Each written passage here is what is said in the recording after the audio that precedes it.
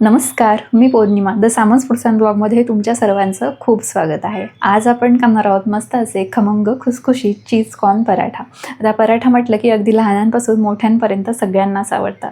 यामध्ये विशेष आपण चीज घातलेला आहे, त्यामुळे मुलांना तर हे पराठे खूप आवडतात व तुम्ही सकाळच्या नाश्त्यासाठी किंवा मुलांच्या डब्यासाठी देखील हे जे पराठे आहेत ते देऊ शकता. त्यामुळे व्हिडिओ कुठेही स्किप न करता शेवटपर्यंत नक्की बघा आणि चॅनलवर नवीन असाल तर चॅनलला नक्की सबस्क्राईब करा. पटकन आपण रेसिपीला सुरुवात करूया. सर्वप्रथम आपण इथे पराठ्यासाठी लागणारं सारण जे आहे ते तयार करून घेणार आहोत. तर त्यासाठी इथे मी एक मीडियम आकाराचा मका जो आहे तो सोलून घेतलेला आहे. साधारण 1 कपभर एवढे त्याचे दाणे जे आहेत ते घेतलेले आहेत. आता ह्याला आपल्याला चॉपरमधून बारीकसर असं चॉप करून घ्यायचं आहे.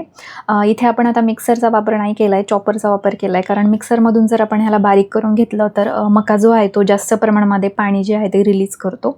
थोडंसं पातळ असं सारण तयार होऊ शकतो, त्यामुळे अशा प्रकारे इथे चॉपरमधूनच ह्याला छान असं चॉप करून घ्यायचं आहे. हे बघा अशा प्रकारे. आणि जर तुम्ही मिक्सरमधून करत असाल तर असं पल्स मोडवरती 1 ते 2 वेळेस फिरवून त्याला असं तुम्ही बारीक करून घेऊ शकता. म्हणजे साधारण असं जाडसरच ठेवायचं आहे, एकदम पातळ असं करायचं नाही आहे. तर आता इथे आपण सारण जे आहे ते तयार करून घेऊया. तर त्यासाठी इथे एका कढईमध्ये 1 टेबलस्पून एवढं तेल घेतलेलं आहे. त्यामध्ये 1 टेबलस्पून एवढं बारीक चॉप केलेलं लसूण घालायचं आहे. 2 हिरव्या मिरच्या बारीक चॉप करून घेतल्या आहेत. आता ह्याला आपण परतून घेऊया.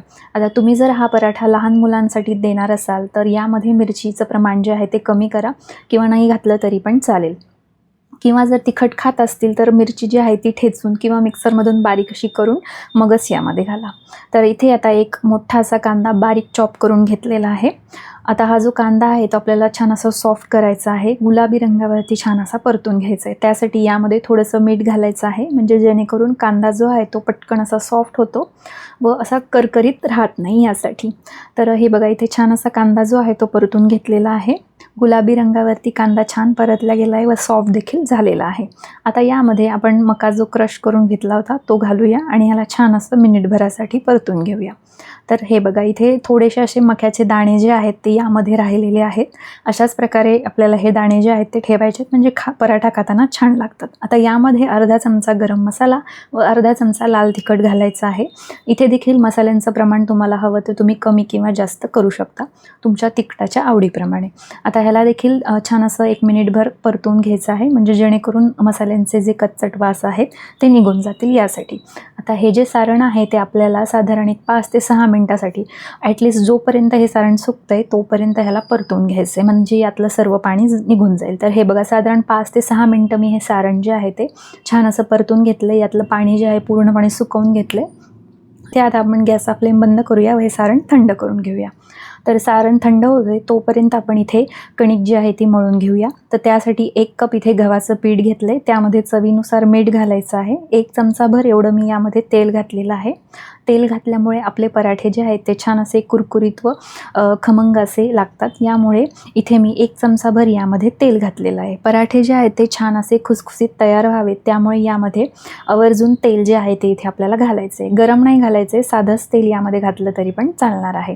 आता यामध्ये थोडं थोडं पाणी घालत आपल्याला छान असा याचा सॉफ्ट डो जो आहे तो तयार करून घ्यायचा आहे. तर हे बघा यामध्ये थोडं थोडं पाणी घालत छान असा सेमी सॉफ्ट असा डो जो आहे तो इथे मी मळून घेतलेला आहे.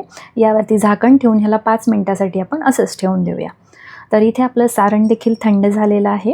आता यामध्ये आपण बाकीचे जे मसाले राहिले ते घालून घेऊया. जसं की यामध्ये आपल्याला घालायचं आहे 1 टेबलस्पून एवढं ऑरिगॅनो आणि अर्धा चमचा इथे काळी मिरीची पावडर घालायची.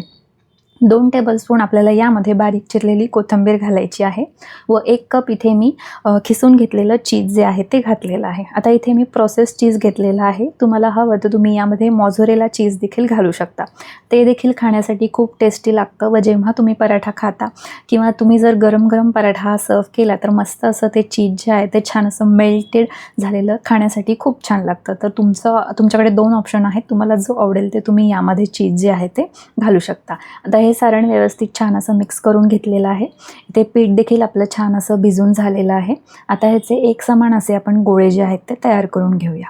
तर इथे मी साधारण मीडियम आकाराचे गोळे जे आहेत ते तयार करून घेणार आहे. तुम्हाला जर मोठे पराठे हवे असतील तर मोठ्या आकारामध्ये केलं तरी चालेल. तर हे बघा इथे छोटे छोटे असे 8 गोळे तयार झालेले आहेत. इथे 8 पराठे जे आहेत आपले तयार होतील. लावण्यासाठी इथे पीठ घेतलेलं आहे व सारण देखील आपलं इथे तयार आहे. पराठा जो आहे तो लाटून घेऊया.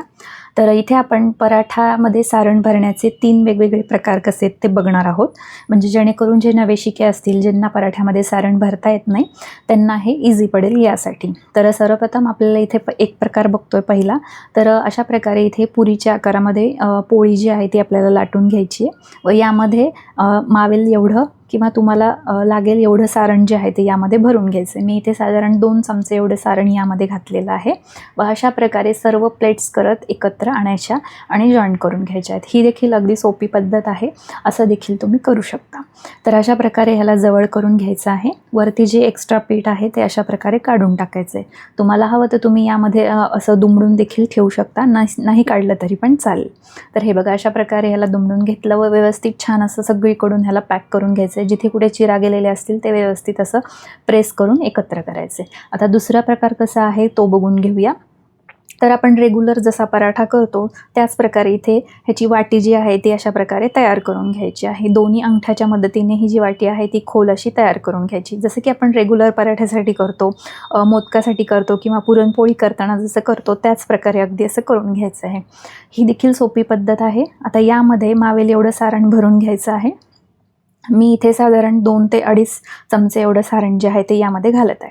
आता अशा प्रकारे जर आपण इथे खोलवाटी करून पराठा जो आहे तो तयार केला तर यामध्ये भरपूर असं सारण मावतं. त्यामुळे अशा प्रकारे जरी तुम्ही केलं तरी पण चालेल. तर आता इथे अशा प्रकारे सारण जे आहे ते आतल्या बाजूला बोटाने प्रेस करत करत हा जो गोळा आहे तो एकत्र करून घ्यायचा आहे. हे बघा, अशा प्रकारे व्हिडिओत दाखवल्याप्रमाणे अगदी सोपी पद्धत आहे ही देखील. तुम्हाला जी सोपी पद्धत वाटते त्या प्रकारे तुम्ही हे जे पराठ्यामध्ये सारण भरायचं आहे ते करू शकता. तर हे बघा, अशा प्रकारे आता वरची जे एक्स्ट्रा पीठ आहे ते अशा प्रकारे मी ते फोल्ड करून घेतले व ह्याला सगळीकडनं असं व्यवस्थित दाबून घ्यायचं आहे, म्हणजे जेणेकरून सारण जे आहे ते बाहेर येणार नाही. आता तिसरा प्रकार बघून घेऊया. तर तिसऱ्या प्रकारासाठी अशा प्रकारे उभ्या आकारामध्ये आपल्याला पोळी जी आहे ती लाटून घ्यायची आहे. हा देखील अगदी सोपा पर्याय आहे व अगदी जे नवशिके असतील त्यांना तर हा अगदी आरामामध्ये जमेल, इतका सोपा हा पर्याय आहे. अशा प्रकारे ह्याला चिमटीने जवळ करून घ्यायचं आहे व सारण जे आहे ते एका बाजूला भरून घ्यायचं आहे व दुसरी बाजू जी आहे ती अशा प्रकारे त्यावरती घालून दोन्ही हाताने ह्याला चिमटीने असं प्रेस करून घ्यायचं आहे साईडने. अगदी सोपी पद्धत आहे, पटकन सारण भरलं जातं आणि एकदम फास्ट असं आपण पराठा देखील इथे करू शकतो. सकाळच्या घाईच्या वेळीमध्ये देखील तुम्ही हे जे आहे अशा प्रकारे पराठ्यामध्ये सारण जे आहे ते भरून तुम्ही पराठे लाटू शकता. अगदी पुरणपोळी जरी करायची असेल तर तरी तुम्ही अशा प्रकारे करू शकता. आता ह्याला व्यवस्थित असं हाताने प्रेस करून घ्यायचं आहे. आता इथे आपण पराठा जो आहे तो लाटून घेऊया. पीठ लावून घेतलेलं आहे व हाताने ह्याला व्यवस्थित प्रेस करायचं आहे, म्हणजे कडेपर्यंत सारण जे आहे आतलं ते जातं यासाठी. आपण जर असंच लाटायला गेलो तर अगदी मध्यभागी सारण जे आहे ते राहतं व कडेला सारण पोचत नाही. त्यामुळे व्यवस्थित असं प्रेस करून घ्यायचं आहे. तर हे बघा, इथे छान असा पराठा लाटून घेतलेला आहे. आता इथे आपण पराठा जो आहे तो भाजून घेऊया. तर त्यासाठी इथे तवा गरम करत ठेवलेला आहे. तेल किंवा तूप तुमच्या आवडीप्रमाणे ह्याला तुम्ही लावू शकता. आता पराठा जो आहे तो दोन्ही साईडने छान असा खरपूस होईपर्यंत भाजून घेऊया. आता इथे एका साईडला छान असे बबल्स आले की लगेच पराठा पलटून घ्यायचा आहे व दुसऱ्या साईडने देखील छान असा भाजून घ्यायचा आहे. तर इथे मी तूप लावत आहे. तुम्हाला हवं तर तुम्ही इथे तेल देखील लावू शकता. बटर लावलं तरी पण चालेल. अगदी छान असा खमंग हा पराठा जो आहे तो तयार होतो. तर हे बघा, दोन्ही साईडने छान असा पराठा खमंग खरपूस भाजून घेतला आणि इथे आपला मस्त असा खमंग खुसखुशी चीज कॉर्न पराठा तयार झालेला आहे. अशाच प्रकारे बाकीचे पराठे तयार करून घेऊया.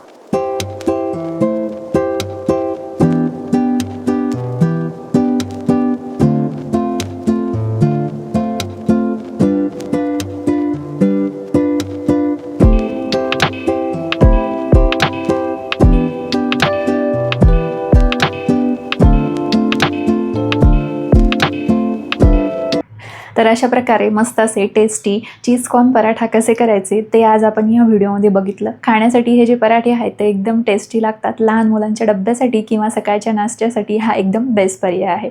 व्हिडिओ कसा वाटला तो कमेंट करून नक्की कळवा. आवडल्यास लाईक, शेअर आणि सबस्क्राईब करायला विसरू नका. शेजारच्या बेल आयकॉनवरती क्लिक करा, म्हणजे असेच नवीन व्हिडिओजचे अपडेट तुमच्यापर्यंत येत राहतील. तर चला भेटूया नेक्स्ट व्हिडिओमध्ये. तोपर्यंत धन्यवाद.